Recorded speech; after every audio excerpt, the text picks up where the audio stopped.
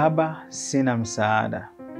Father, I stretch my hands to thee. Ni wimbo ambao uliandikwa mwaka 1741 na Charles Wesley. Charles Wesley alikuwa ni nani? Huyu alikuwa ni mwanamatengenezo na ndiye mwanzilishi wa kanisa la Wamethodisti.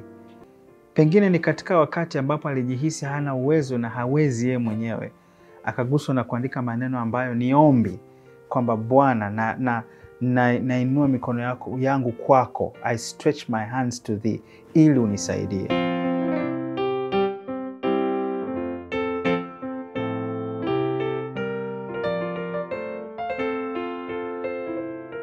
Kwa nini naupenda huu wimbo? Napenda huu wimbo wa Baba sina msaada kwa sababu ni wimbo unaoninyenyekeza mbele za Mungu. Ni wimbo ambao unatufundisha kwamba hatuwezi kufanya lolote.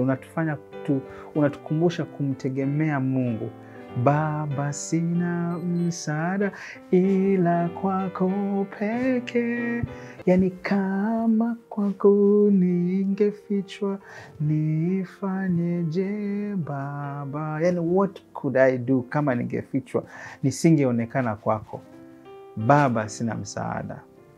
Na wakati ambapo unapitia changamoto yote katika maisha, wakati ambapo unajihisi uwezi, kumbuka katika Wafilipi sura 4 fungu la 13 Biblia inasema kwamba nayaweza yote katika yanitiaye nguvu.